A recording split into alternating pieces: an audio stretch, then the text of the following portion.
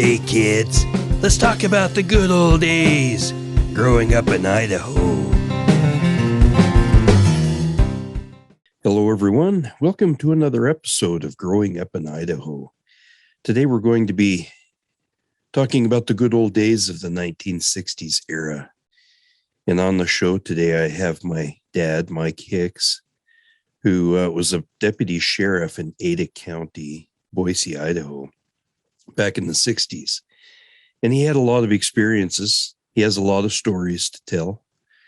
And I want to capture the essence of life in the 1960s in Idaho, in Boise specifically. I remember that time as a child, but I think it would be interesting to get a perspective, kind of an overall perspective of what was going on and how people operated in those days. So we'd like to welcome to the show Mike Hicks. Mike, go ahead and introduce yourself and tell our listeners a little bit about how you got started in police work in Boise.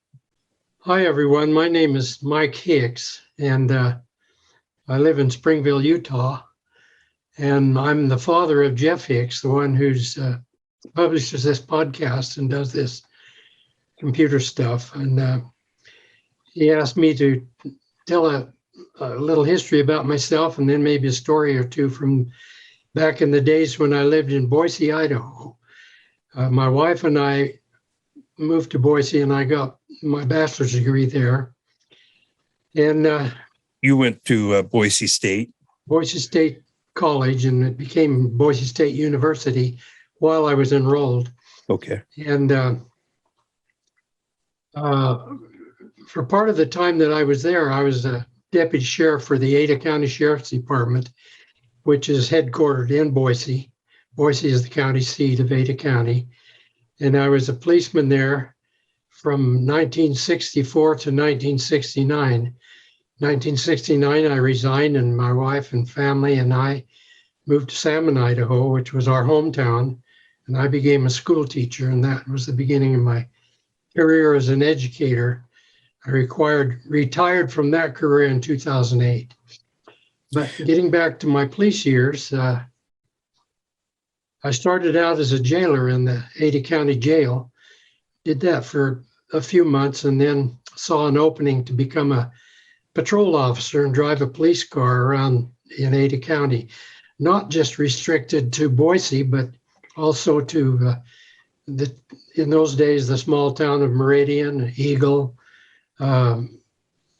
Kuna, and a few other just small towns around the area.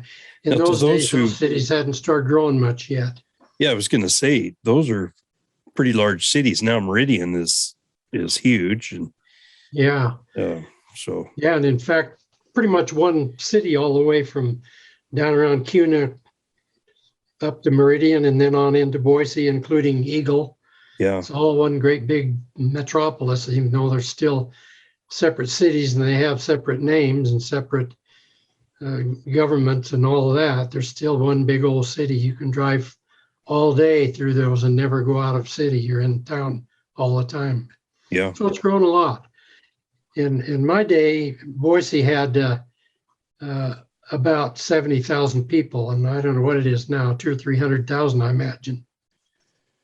So yeah. Anyway, as I said, I hired out as the sheriff's office and became a police officer and a patrolman, and really enjoyed that work. If I hadn't been going to college and all my life from the time I was just little, wanted to be a school teacher someday, I probably would still be a policeman, although I'd be retired by now.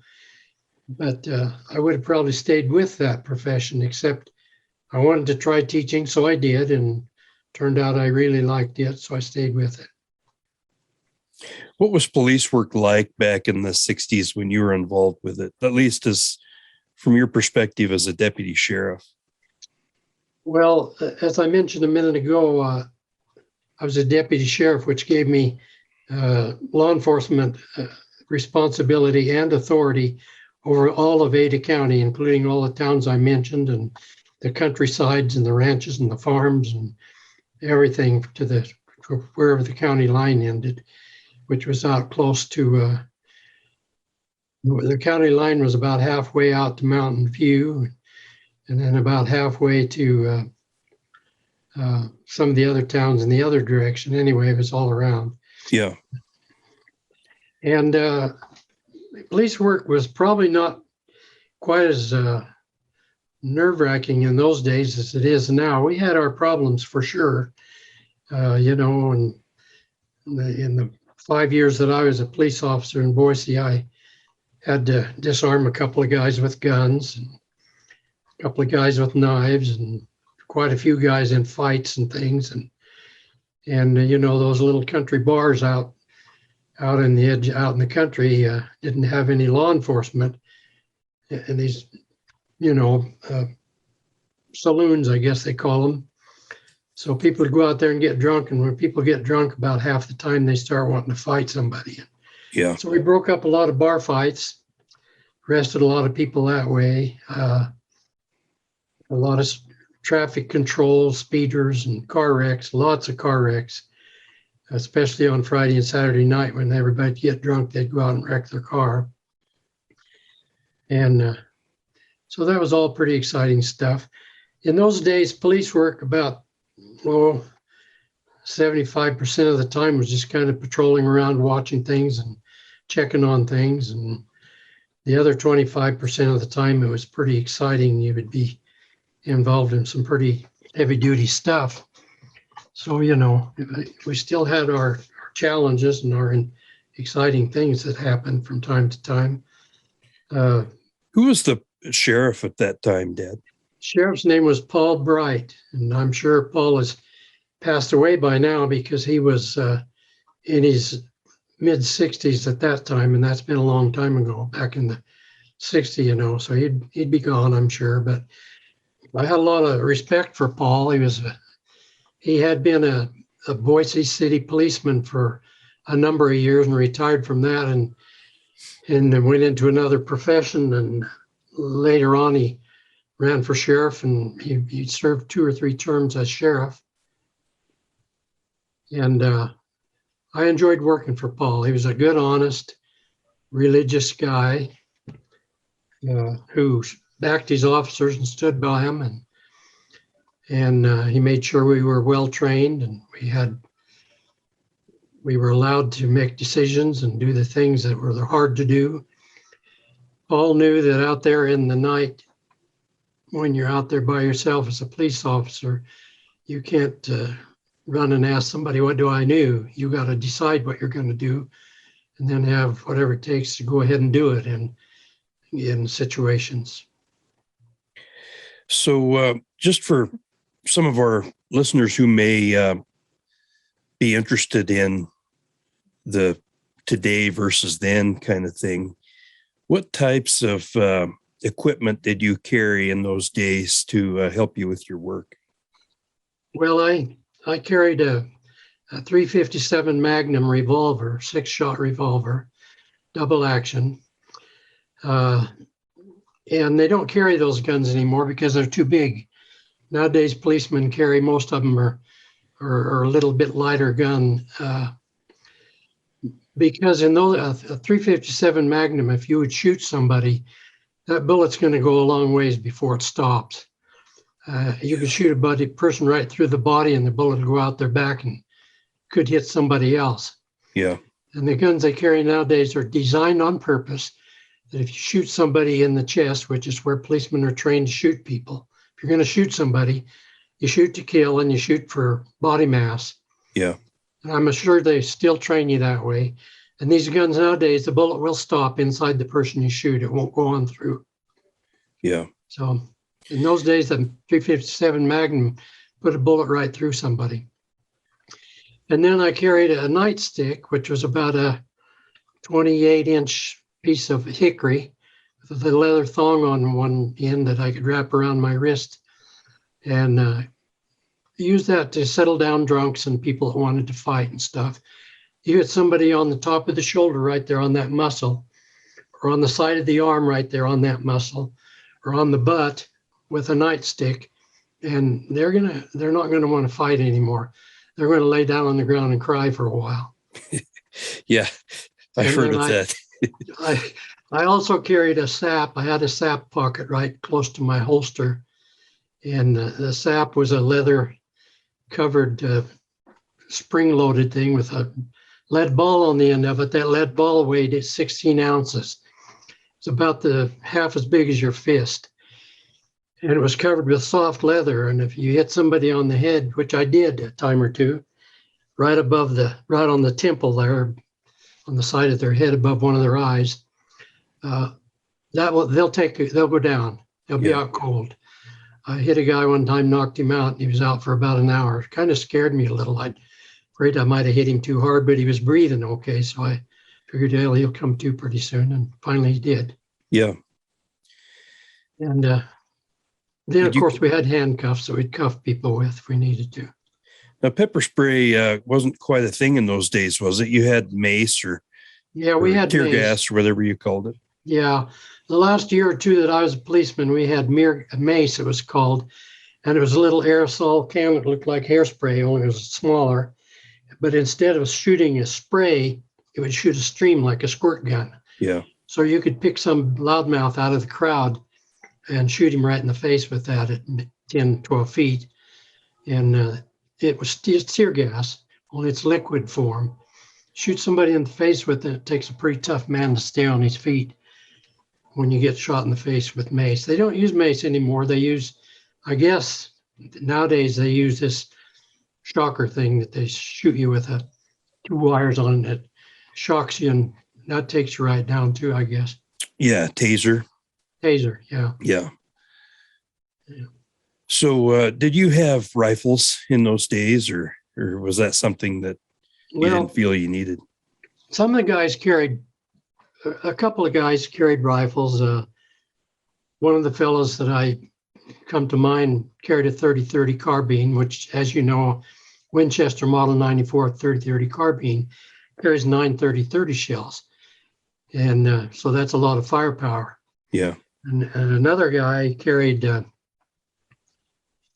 some kind of a rifle like that. But most of us, and in fact, in our police cars, we had 12-gauge shotguns, pump-action shotguns, and they had 7 rounds in them. And they were mounted on a bracket on the dash. So if you had to take your gun with you on the way out of the car, you could push a button and it unsnap that, and you could just take it on out with you. Yeah. And I can tell you a story about an incident with that later if you would like. Yeah, let's go ahead and do it now.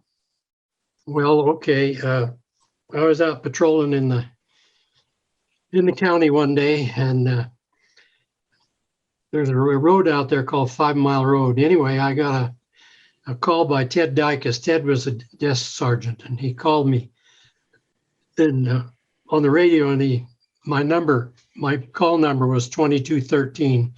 I was the only officer in the department that would take the number 13 as part of my call letter because I'm not superstitious.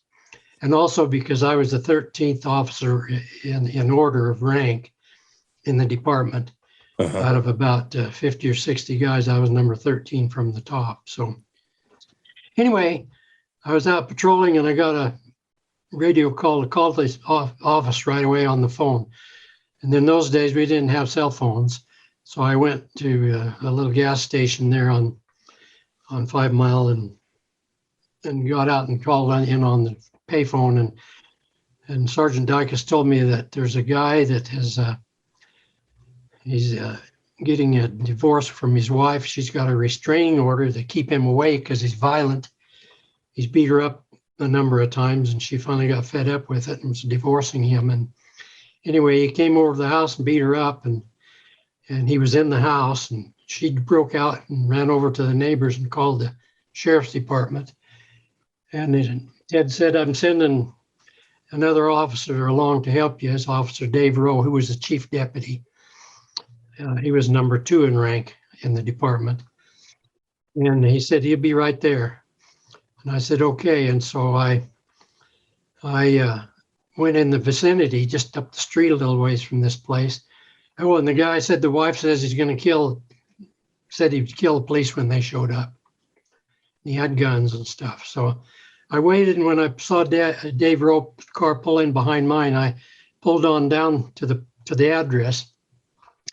And I drove past the house and turned into the neighbor's driveway. And my in my patrol car. And Dave Rowe pulled up and stopped right in front of the house. Well, this guy was in the house looking out, and he was really, really crazy mad. And he didn't see me drive by. He saw the car go by, I suppose, but we had identical cars. Next thing he knew, this car was parked in front of his house. He didn't know I was in another car there. Anyway, I pulled up in the neighbor's driveway, and before either one of us could get out of our police car, this guy came out on the front porch. And it was one of those concrete porches without any rails or anything, just a porch landing. Yeah. 3 steps up from the sidewalk or from the walkway. Came out with a rifle in his hands, and he got the drop on Dave Rowe and pulled right up and was aiming at him before Rowe could even get out of his car. Well, I was kind of a young kid. I'd only been a policeman about a year. Nothing like that had ever happened to me before. And so it's kind of frightening at first, but I uttered a little prayer in my mind. I probably didn't say it verbally out loud, but your readers and your listeners need to know I am and always have been a pretty religious guy. And at least I think I am. And so I offered a little prayer, and the fear went away. I was afraid, and the fear went away. I unsnapped my shotgun and got out of the car. And when I did that, while I was doing that, the guy ran the world and went back in his house. While I was in the house, I pumped a 12-gauge shell into that shotgun. And you have to know that those 12-gauge shotguns that we used, we had them loaded with double-aught buckshot. Yeah. They were not scatter guns like you'd hunt ducks with. Double-aught buckshot is a 12-gauge shotgun shell with 9 lead pellets in it, about the size of a 22 slug. Yeah. There's 9 of those in there. And they do a heck of a lot of damage if you shot somebody with one of them. Well, by the time I got it levered in and stuff, Dave Rowe had opened his car door and was stepping out again. And this guy came back out on the porch, yelling and screaming and cussing and threatening, waving this gun at Rowe. And Rowe had to stay behind his door. Those police car doors are reinforced with metal sheets. You can stand behind a police car door and shoot it all day. And if there's a policeman behind it, it's not going to hurt him unless you go through the window where his head might be and shoulders. But the door itself will stop bullets in police cars. So if you ever decide to kill a policeman, don't shoot at him through the door. It won't work. Yeah, don't kill any policemen. No, just bounce off and make him mad at you. Yeah. Anyhow, I realized at that moment that he was all this. His name was so many years ago. I don't think I'll use his name even yet. He's probably got kids, and I don't know where this recording might go. But this guy, I'll just call him the guy. This guy, I realized he hadn't seen me. He didn't know I was there. To see me, all he had to do was turn his head to the left. I was right there in his line of vision if he just turned his head. But he was too busy watching Dave Rowe, which was kind of to his right a little bit. And so when I realized he didn't know I was there, being as young as I was and not really experienced, I figured I'll just walk up close enough and get the drop on him and tell him to drop his gun. So that's what I did. I got about 10 feet from him and held my gun ready arms, and said, "Okay, drop your rifle." And the guy then turned his head and saw me. Yeah. Well, he didn't drop his rifle. He whirled his body over toward me and pulled that rifle up and aimed it right at my face. And I pulled my shotgun up, and remember now, I'd already loaded it, and it was cocked. It was ready, pulling the trigger, and it would go off. I pulled that shotgun up, and I aimed it right at his chest. I was calm as a summer morning. The Lord had blessed me to be calm. I was not afraid anymore. I was completely in control of what I was doing. Yeah.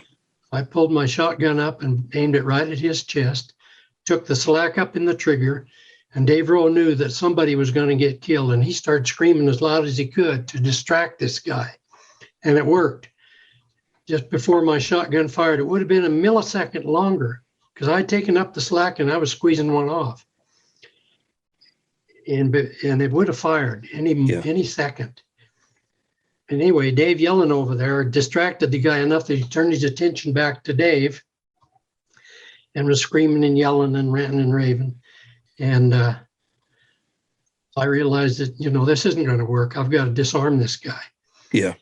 And nowadays, I don't know for sure how all departments train policemen, but my guess is nowadays that guy would be dead. Probably. Yeah. But in those days, our training was only kill if you have to, absolutely have to. And that was my frame of mind. I didn't want to kill anybody, even though I was prepared to if I had to. Well, while he was screaming and yelling at Dave, I stepped up about 5 feet from him, just at the bottom of the steps, maybe 3-4 feet. And I sprayed him in the face with mace, which blinded him.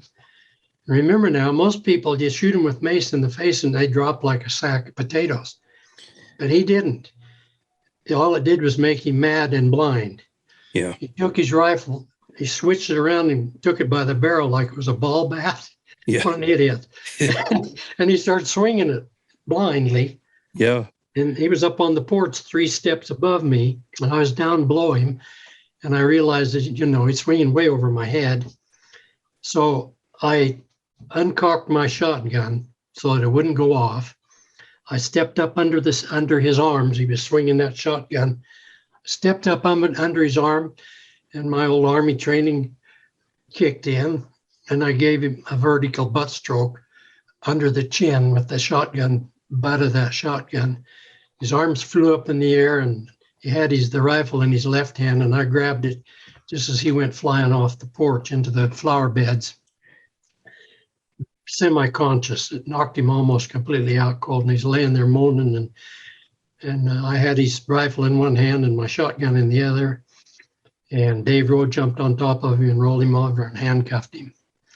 And the 2 things that happened in that incident, remembering now that I'd only been a policeman about a year. Yeah. Never had anything like that ever happen in my life. And I found out a couple of things that I needed to learn. Every policeman needs to know this. The first one is, do you have the will to be violent if you have to? If you can't, then don't be a policeman, because someday in your police work, you're going to have to be meaner than the other guy. Right. And the other thing I learned is, can you kill somebody if you have to? And even though I didn't kill him, I came within a millisecond of killing him. And I learned that day that, yeah, you can do this if you have to. Those 2 things gave me the advantage for the rest of my career as a policeman, knowing that I could follow through and do the job if I had to. And so that was a valuable lesson and an exciting time, and it only lasted about less than a minute, probably, from the time we pulled up and stopped to the time he was in handcuffs sitting in the back of Dave Rowe's car. So you mentioned your training. What types of training did your department have? Did you have a lot of hands-on training? Was it, explain to the listeners what your training entailed in those days? Well, of course, you do a lot of shooting, target shooting and moving target shooting and silhouette shooting, a lot of that, so that you can take that 4.5-inch barrel on your revolver. Remember, those are short barrels because they're easier to carry. And they're not like Wyatt Earp, who had a 10 or 12-inch barrel on his big old 44. But you do a lot of shooting so you can get proficient at shooting with your sidearm, with your revolver. You do a lot of that. And then you do a lot of self-defense training. And we had a guy that was in our department. His name was Bob Taylor. I tell you his name because this is not a bad thing about him. Bob was a black belt holder in 2 or 3 different martial arts, including judo, karate, and aikido. Uh-huh. Aikido, I don't know if it's even used anymore, but aikido is a series of grabs and holds that you can put on a person that, used appropriately and quickly, you'll take all the fight out of them in a hurry. and as old as I am, and has been as long as it's been since I have done that, most people I could grab them, and then in less than a second they'd be on their knees begging for mercy just by grabbing them by the hand and doing a certain thing you know how to do if you know Aikido well. Yeah. Or you can pull a guy over around you and get a headlock on him, but you never put your arm bone against the guy's Adam apple. That'll kill him, crush him, kill him. You put the center of your elbow on his Adam's apple and just squeeze. What it does, it shuts off the blood going to his brain, and he passes out, and he'll be out for about 10 seconds, which is long enough for you to roll him over and handcuff him. And that was an approved method for control in those days. Okay. I'm assuming it still is. I wouldn't know. Maybe with these tasers, they don't need to do that kind of stuff anymore. But we were told by this Bob Taylor, who knew it a lot. He said, pick about 4 takedowns and about 4 holds and practice them until they're reflex action. Yeah. That's all you need. And so I did that. And even today, when I'm scrambling around with my grandsons, sometimes I'll grab them in a hold without even thinking about it because it's reflex, even after all these years. But I can tell you that you can take somebody right down on their knees and they'll pee their pants and cry for mercy with some of the holds that I learned. Yeah, I remember those. I had my share when I was a kid. Or you can take somebody clear out and put them unconscious for a short period of time. Yeah. You don't want to take them out, be unconscious too long, because what you're doing is you're shutting off the blood to their brain, and you don't want to do that for more than a few seconds or it will cause brain damage. Right. So you don't do it for more than a few seconds, 10 seconds at the most. Long enough to handcuff them. Yeah. But those are the things we did in those days. And then, of course, you have nightstick training to learn how to use that nightstick. Because if you're going to go into a barroom brawl, which I did a few times, several times, and start whacking people with your nightstick to end the fighting, and here you got 7 or 8 grown men laying on the floor moaning and crying because you just got hit hard with a nightstick somewhere where it hurts. So that kind of training was very valuable to us. Yeah. You never get out of your police car and go anywhere without slipping the nightstick into its holster. Take it So with you. in your car, I guess you wouldn't be wearing that. It'd be too. No, it would be, there's a little holder there beside you. Yeah. And you just stick it in that holder. And then as you get out of the car, you pull it out and drop it in the holster. If you're right-handed, you put it on your left side. If you're left-handed, you put it on the right side. So you can reach across your body and get it quickly. So describe in the 60s, there may be some people listening to this podcast that don't understand the way society was in those days. Describe the types of people that lived in and around Boise in those days that you had to deal with occasionally. Well, in those days, and I don't know if it's changed all that much, except the attitude of the people are probably a little different because there's a lot more crazies out there than there was in our day. Uh-huh. But, if you have to arrest somebody, if you're pulling a violator over to stop them, that's usually just a fairly routine thing, although you never treat anything routine until you're done doing what you have to do. You stop a violator, you don't just assume that they're going to be nice and keep their hands on the steering wheel. In fact, you tell them before you get out of the car, put your hands on the wheel, keep them in plain sight. All of your passengers, put your hands on the dashboard or on the back of the seat in front of you. Keep them there. Yeah. Make sure nobody's going to come at you with a weapon. Anyway, the kind of people that you're stopping, even though most of them, 80% of them are probably nice people just in a hurry to get home from work, or they're late for work or whatever. The other 10 or 15% are crazies. Even in those days, they were crazies. Yeah. Sometimes they're drunk, and drunks, a lot of the time, a drunk just thinks he's Arnold Schwarzenegger or somebody. Yeah. And they want to fight. And you can't stand there and get in a fist fight with some big burly drunk. I got a story about that I'll tell you in a minute. Yeah. You've got to be able to take them down immediately, take them out. Right. So you have to be tough enough and have this training to do that. Yeah. You can't wrestle around. You get your uniform ripped off of you or something. or he might get hold of your gun. Who knows? Yeah, that could happen. There's ways to do that without spending all your time getting your uniform dirty. Yeah. Yeah. Anyway, tell us about the drunk. Well, I was following there's a little country bar up the road a ways, and I was up there, and this good drunk guy was coming from it. I saw him pull out of the parking lot. His car was weaving all over the road, and I did a U-turn and pulled in behind him and flipped my lights on, and he wouldn't stop. He was drunk, and I honked the horn a few times, and he wouldn't stop. And so finally, realizing that he's going to hit somebody pretty quick because he was all over the road, I flipped the siren on, and that got his attention, and he pulled over and stopped. And I went up to him, and he was such a big guy. I had to arrest him because for drunk driving. He was so big that my handcuffs would not go around his wrist. That's how big he was. But after talking to him for a minute and helping him get out of his car and get him over to the police car, I realized this guy's harmless. You know, he kept yelling, "Heil Hitler, Heil Hitler." Yeah. But that was just, I don't know what it was. But I realized he's not going to fight. I got him and put him in the back seat of the car, and we had a kick-proof plastic plexiglass screen between the front and back seat. So if he decided to kick me in the back of the head, he could kick till his leg wore out, and he wouldn't be able to kick me because that screen was up. Right. You know, and some cars that had Boise City cars had wire mesh, expanded metal mesh, but people can spit through those. Right. And we had the plastics that you couldn't spit through them either. Anyway, I took him in and put him in jail, and that was kind of funny, that little story. And there was another time. Oh, go ahead.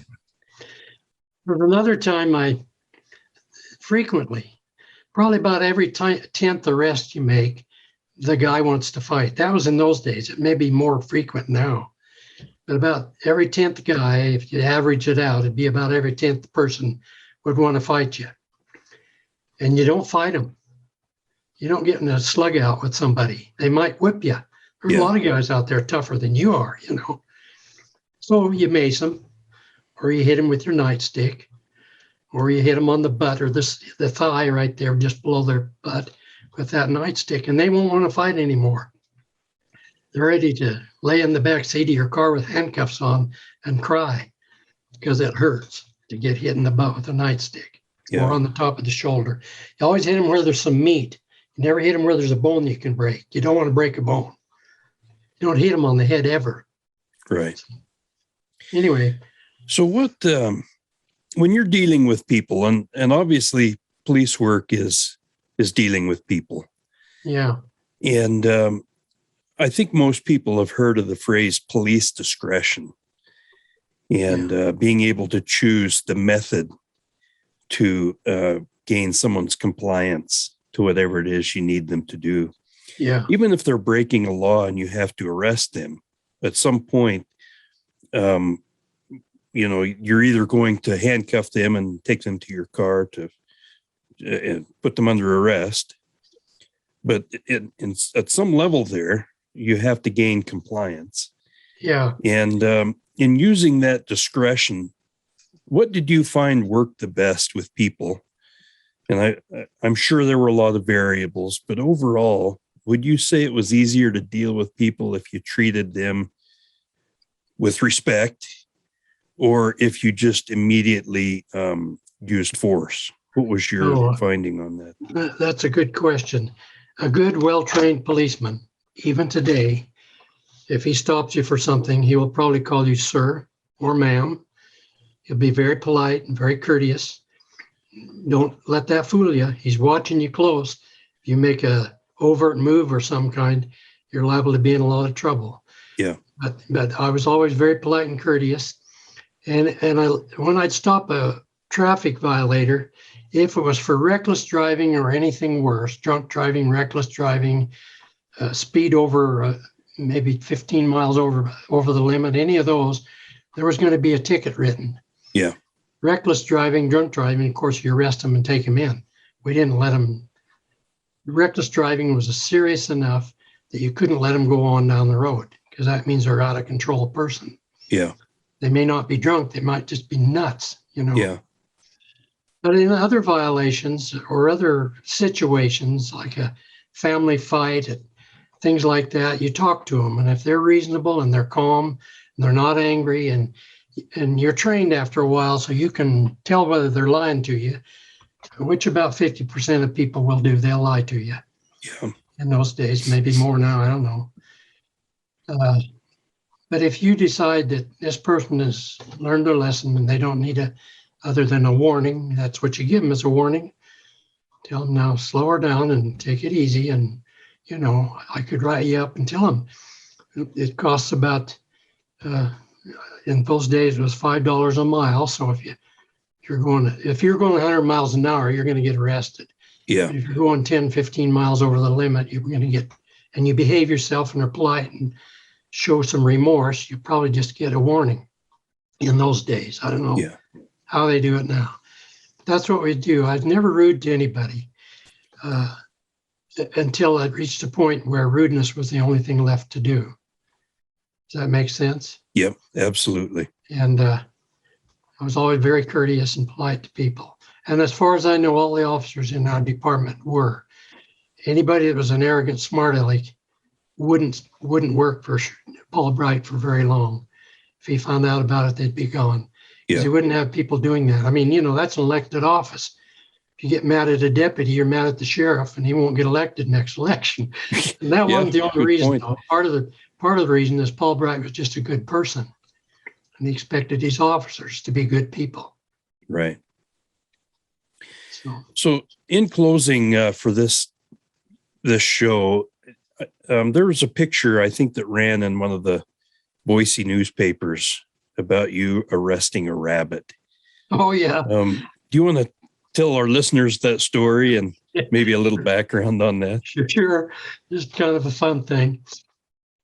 I was just patrolling along down the road and on the north side of Boise, just out of the city limits a little ways.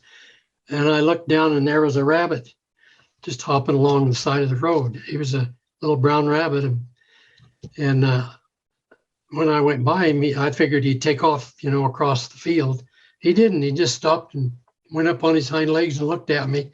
And I thought, this is cool. So I stopped my police car and I got out of it and I walked. It was a lazy Sunday afternoon, as I recall. I walked back there and the rabbit just stood there and looked at me, and I leaned down and petted him and talked to him, and he just gussied up to me. So I picked him up and held him in my hand and was petting him.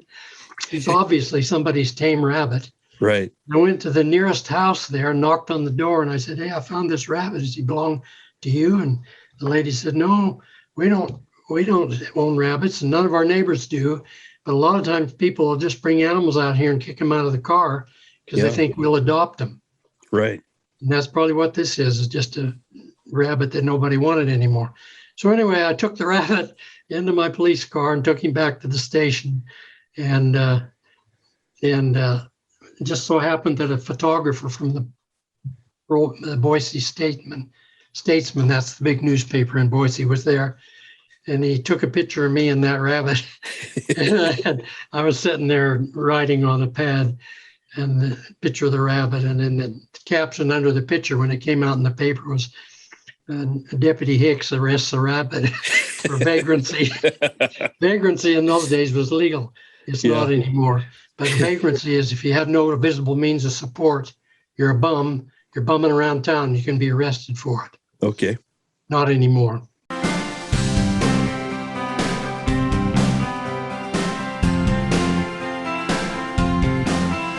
Thanks for listening. Growing Up in Idaho, the good old days.